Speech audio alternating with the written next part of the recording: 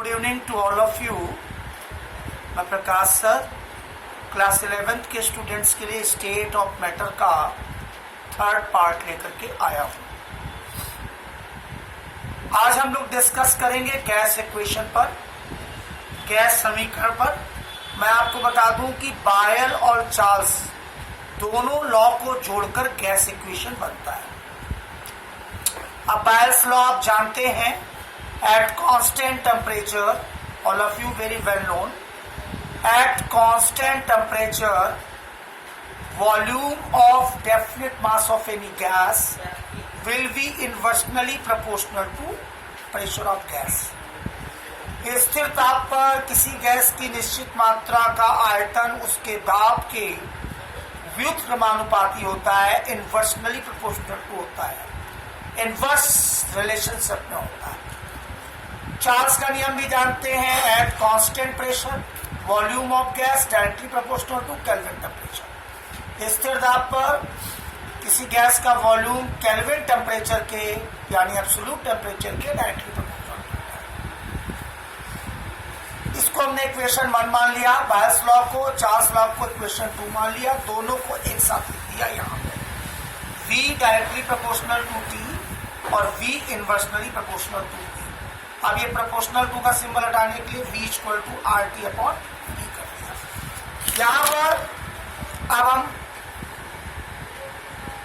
V equal to RT upon P कर दिया। अब क्रॉस मल्टीप्लिकेशन करेंगे, 3 गुणा करेंगे, ये P उठा करके यहां ले आए तो PV बराबर RT हो गया।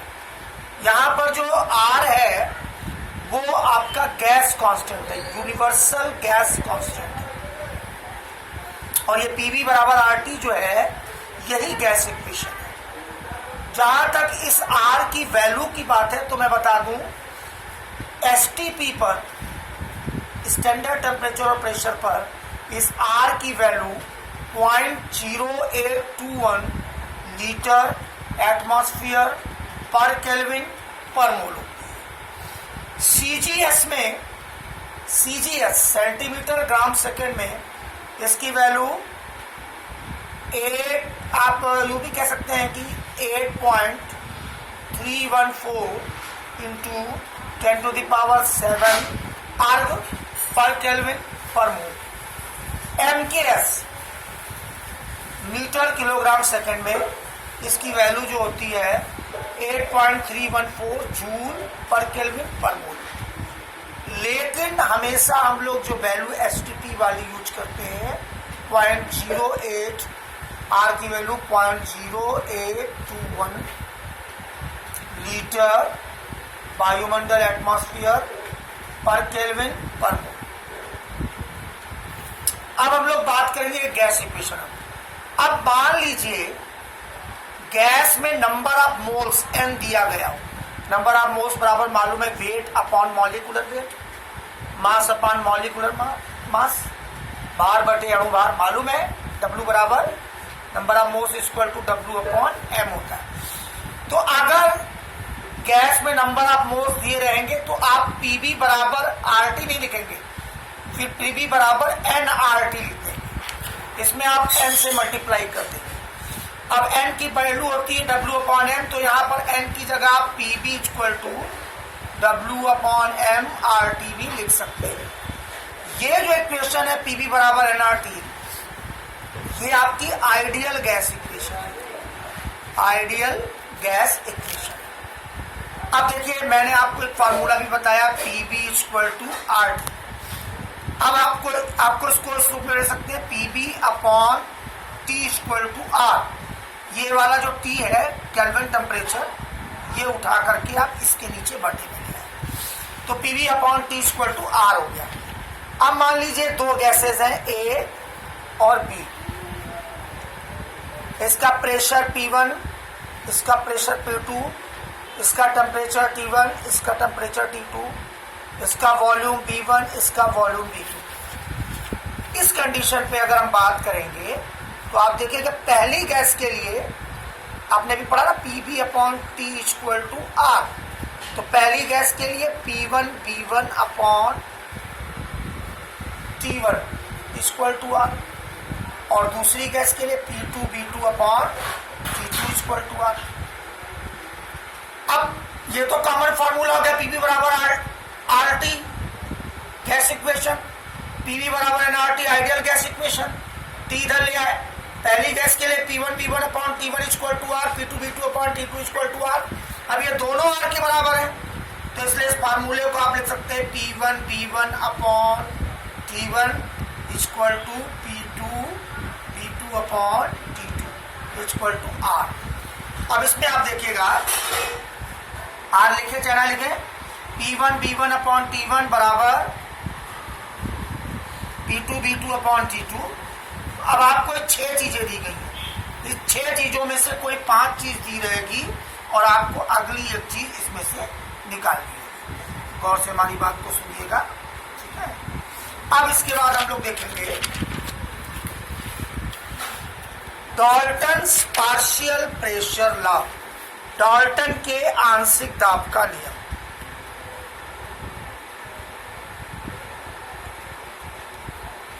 Dalton's partial pressure law, Dalton के आंशिक दाब का नियम है। क्या है? जैसे ये एक पात्र है, एक बर्तन है, इसमें हमने 3 गैसें भर दी, A, B, C और D। ये 4 गैसें भर दी, 3 नहीं 4 भर दी। A गैस का जो इसमें प्रेशर है वो PA है, B गैस का PB, C गैस का PS और D गैस का PD प्रेशर है। और ये चारों आपस में क्रिया ना करने वाली है, चारों आपस में नॉन रिएक्टिंग है। अगर किसी बर्तन में 2 या 2 से अधिक गैसों को रखा जाए जो आपस में नॉन रिएक्ट, आपस में क्रिया नहीं करेगी, तो इसमें जो भरी हुई गैस का टोटल प्रेशर आप कैसे निकालेंगे? तो total pressure P equal to pressure PA, pressure PB, pressure PC, pressure PD डेडेडस अनंत तक ये चलता चला जाएगा। मेरी बात समझ गए ना? अगर किसी आपस में क्रिया ना करने वाली 2 या 2 से अधिक गैसों को एक बर्तन में रखा जाए कांस्टेंट टेम्परेचर और वॉल्यूम पर, स्थिर ताप और आयतन पर। यहां पर टेम्परेचर बता देना चाहता हूं, कांस्टेंट, गौर से देखिएगा, कांस्टेंट T एंड P। यहां पर टेम्परेचर जो है आपका, यहां पर टेम्परेचर जो है वो आपका और जो प्रेशर है वो कांस्टेंट है। तो कांस्टेंट टेम्परेचर और प्रेशर पर आपस में नॉन रिएक्टिंग, आपस में क्रिया ना करने वाली गैसों को, नॉन रिएक्टिंग गैस का मतलब होगा कि जब वो आपस में मिलेंगी तो they will not react to each other. वो now here I am repeat again, according to Dalton's law of partial pressure, when you mix 2 or more than 2 non-reacting gas, then if you find out total pressure, then the sum of component gas का जो pressure है उसका जो सम होगा वही आपका उसका total pressure आएगा।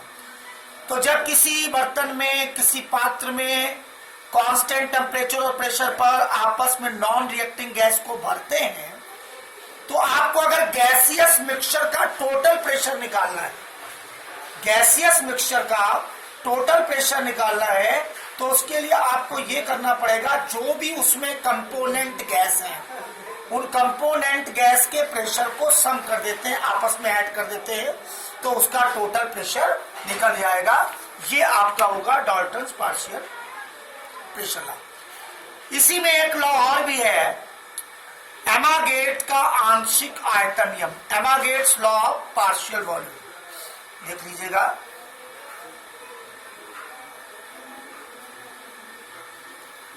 एमागेट्स law of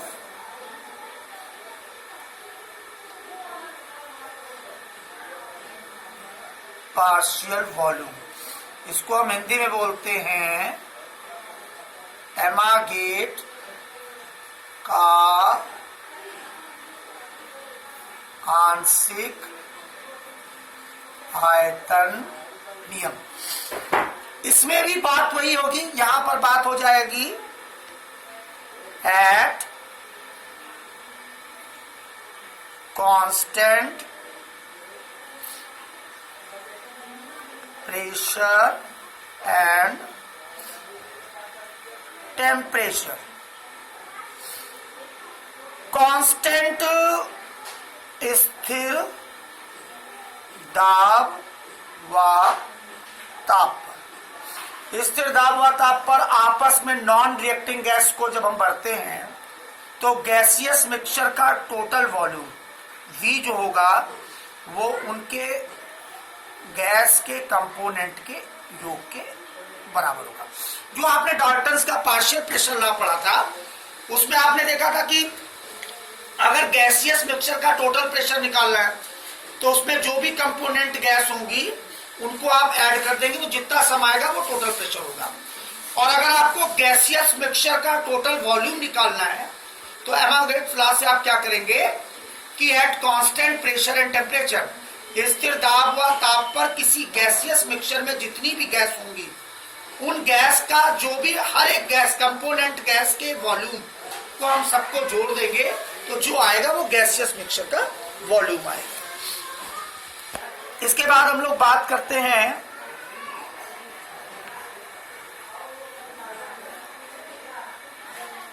Graham's law of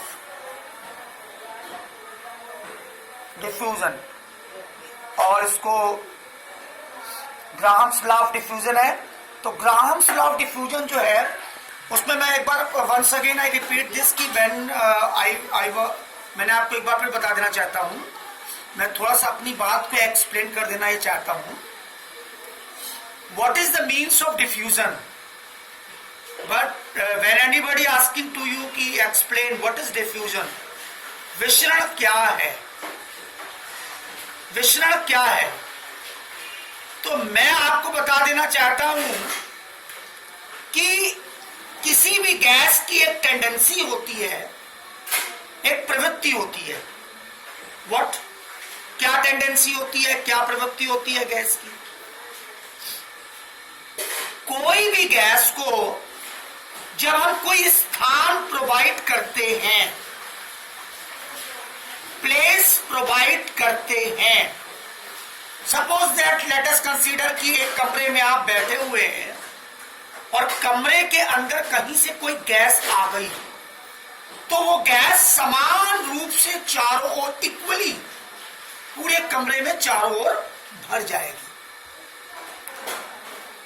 तो गैस की ये टेंडेंसी है, किसी भी गैस की ये प्रवृत्ति है कि जब उसको कोई प्लेस प्रोवाइड किया जाता है, जब उसको कोई स्थान प्रोवाइड किया जाता है तो वो इक्वली चारों तरफ फैल जाती है, समान रूप से फैल जाती है। इस क्रिया को हम बोलते हैं विसरण, डिफ्यूजन। इस क्रिया को क्या बोलते हैं हम? डिफ्यूजन बोलते हैं। अब अगर आपको बता दूं, मैं आपको फिर से एक बार बता देता हूं, किसी भी गैस की ये टेंडेंसी होती है कि जब उसको स्थान प्रोवाइड किया जाता है या उपलब्ध स्थान में वो एक समान रूप से चारों ओर फैल जाती है, तो इस प्रोसेस को बोलते हैं डिफ्यूजन। अब ग्राहम्स लॉ ऑफ डिफ्यूजन क्या कहता है? डेफिनिट टेम्परेचर एंड प्रेशर, निश्चित ताप व ताप पर, at definite temperature and pressure.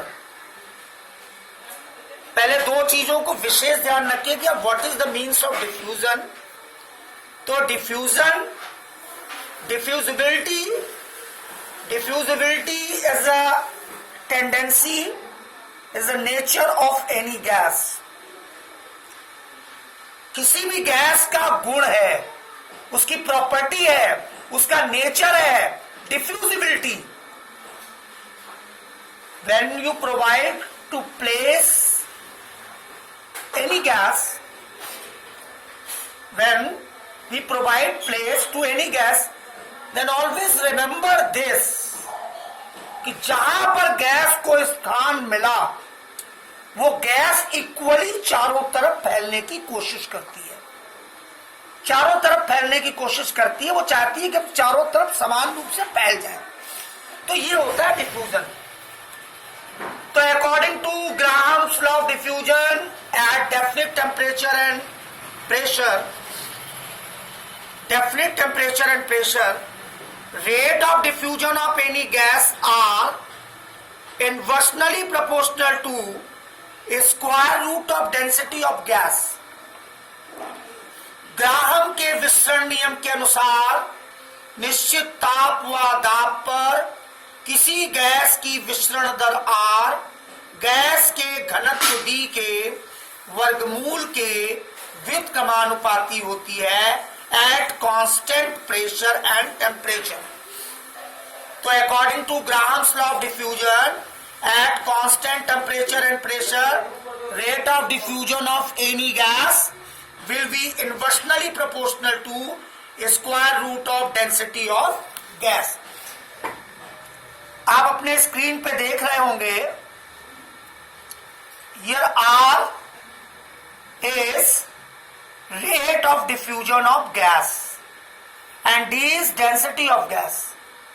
अब इस इक्वेशन को आप यूं भी लिख सकते हैं, R equal to K upon under root D। अब लेट अस कंसीडर, हम मान लेते हैं दो गैसेस हैं A और B at constant temperature and pressure. मान लीजिए, हमने मान लिया टेम्परेचर और प्रेशर कांस्टेंट है। तो at constant and temperature there are two gases A and B। A का जो रेट ऑफ डिफ्यूजन हमने लेटस माना हुआ है R1 और B का माना है R2, और A की डेंसिटी मानी है D1 और B की डेंसिटी मानी है D2। अब अगर मैं कहूं A के लिए ये फार्मूला बनाइए तो क्या बन जाएगा, R1 equal to K upon under root D1। K1 नहीं होगा क्योंकि K कांस्टेंट वैल्यू होती है। इसी तरह B गैस के लिए R2 equal to K upon under root D2। अब इक्वेशन इसको 1 मान लीजिए, इसको 2 मान लीजिए। इक्वेशन 1 को 2 से भाग करिए तो लेफ्ट हैंड साइड की चीज को लेफ्ट हैंड साइड से और राइट हैंड साइड की चीज को राइट हैंड साइड से डिवाइड करते हैं। तो R1 upon R2 equal to K upon under root D1 बटे K upon under root D2। Solve करिए। R1 upon R2 equal to K upon under root D1 गुणे अंडर रूट D2 ऊपर चला जाएगा और K नीचे आ जाएगा। K से K कैंसिल हो गया तो आपका फार्मूला आ गया R1 upon R2 equal to under root D2 upon D1। ध्यान से देखिएगा, ग्राम्स के डिफ्यूजन लॉ के अनुसार at constant temperature and pressure rate of diffusion of any gas will be inversely proportional to square root of density of gas। Graham के विसरण नियमानुसार निश्चित ताप व दाब पर किसी गैस